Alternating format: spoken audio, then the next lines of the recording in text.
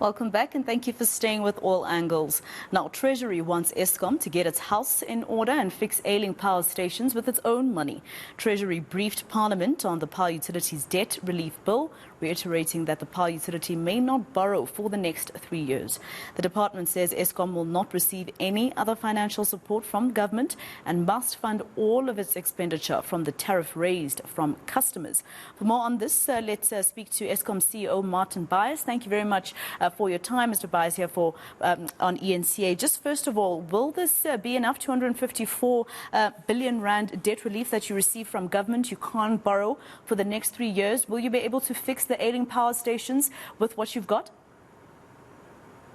Okay, good morning to you and your listeners. And first of all, I'm the acting CFO at the moment. I'm not the CEO.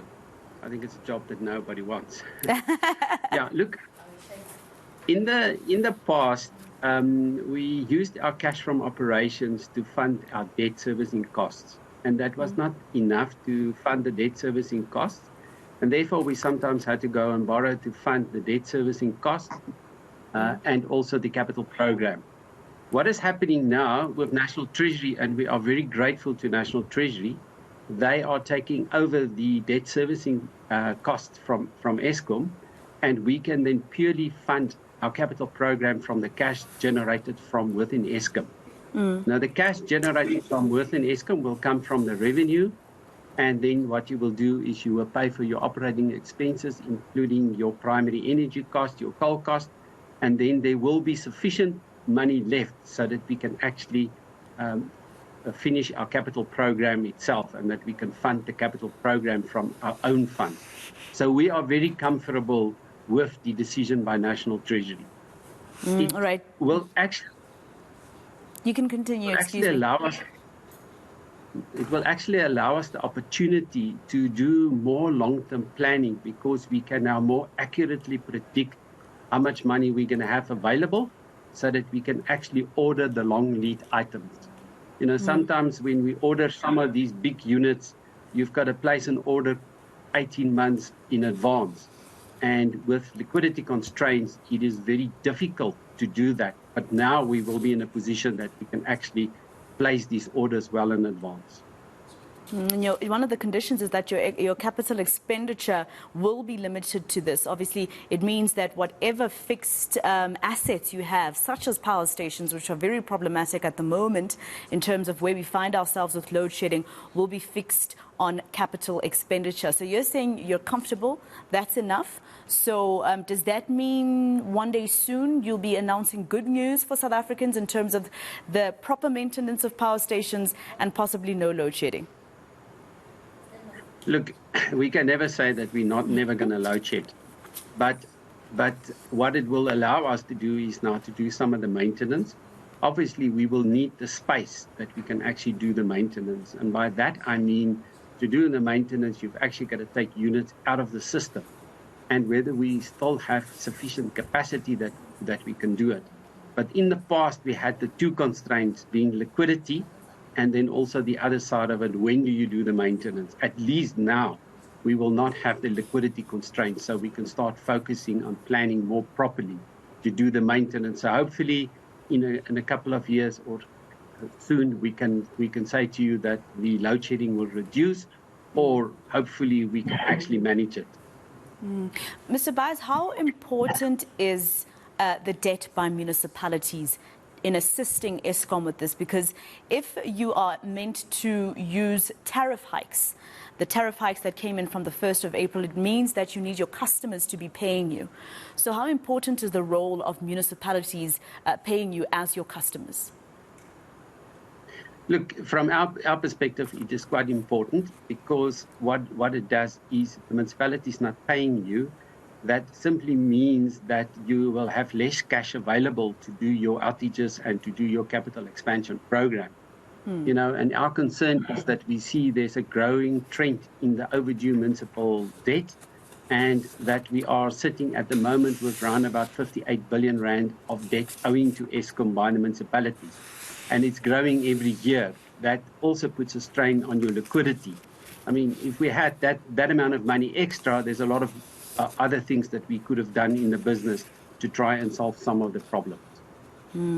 All right, Mr. Bias, I have to ask you this question in terms of the stages that we're seeing now. A lot has been reported on that we, in fact, at some point over the weekend were not on stage 6. In fact, we were on stage 8, looking at how much load shedding had to be implemented according to your own tweet, particularly on the 13th of April.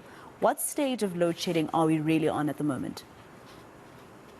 Look, it's very difficult for me to say because I'm not part of the operations that deals with the load shedding. But as far as I understand, we are right now on stage 5 of the load shedding. I cannot comment on anything else. All right.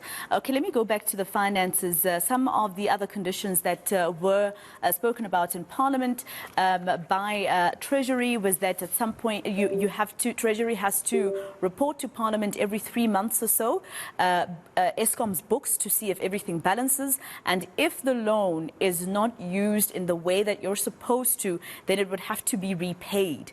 Are you still comfortable with that? Would you be able to do that? Because now it means that South Africans would see exactly what's happening in Eskom's books, but would you be able to do that if, for instance, you default on a condition?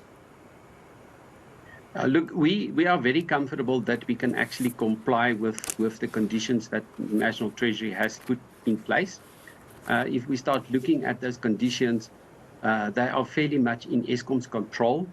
When we start looking at the two big conditions being the capital expenditure, we are comfortable that we can spend on transmission distribution and then in the generating space on the existing plant, and we will be able that we can comply with that, and then also that we will not be able to enter into any new borrowing arrangements except with approval from the minister. So yes, we are comfortable that we can comply with those conditions.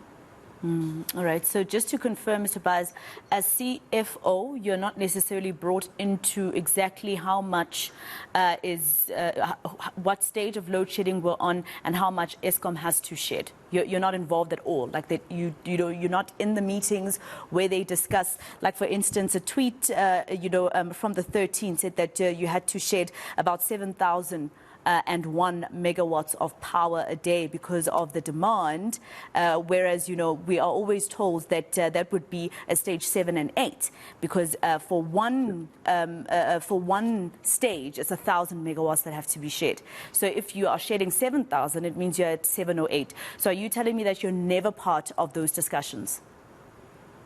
Look, those decisions are normally made by the system operator on a basis that they deal with it, and I was not involved in any of those discussions, being the acting CFO.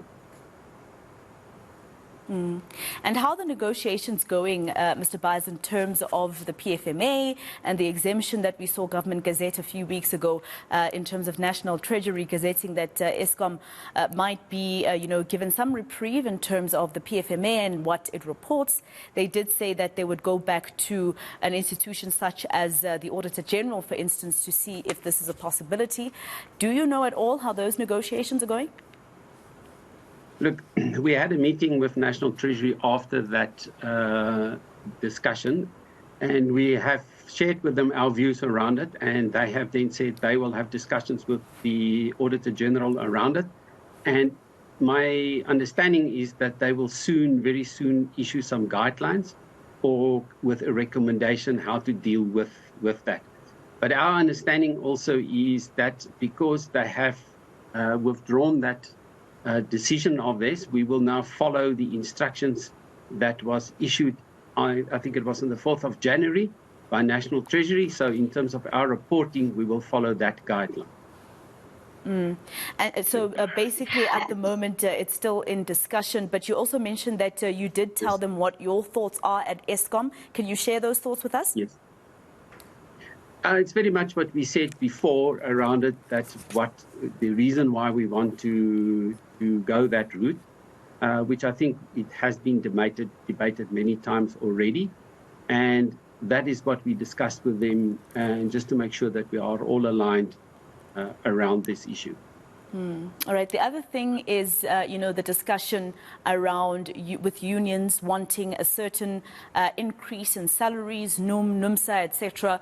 They obviously will also be coming for Eskom. They want 15% for their members, etc. We saw what happened at Eskom last year, and I know it wasn't during your tenure, so I won't ask you about what happened last year when employees decided to embark on a strike, which apparently is what caused us to go back to stage 6 load shedding then. How are negotiations going there? Is there even a possibility with Eskom's finances looking the way that they are for employees to receive another increase? Look, it's very early days. The negotiations, in fact, started today only. So we will see what will happen going forward around that. But yes, you're quite right that the unions are demanding quite a high increase, and we will see how the negotiations will be progressing. In terms of the conditions, we are actually allowed to give staff some salary increases as long as it doesn't impact Eskom's financial position. So we are now in the early stages of negotiating. Have you put in an offer on the table? Not at this stage, because the negotiations only started. All right. Well, thank you very much. We'll find out from you or from the unions a little later on how much Eskom is putting on the table, but the unions are asking for 15%. Thank you very much. That's the acting CFO of Eskom, Martin Byers.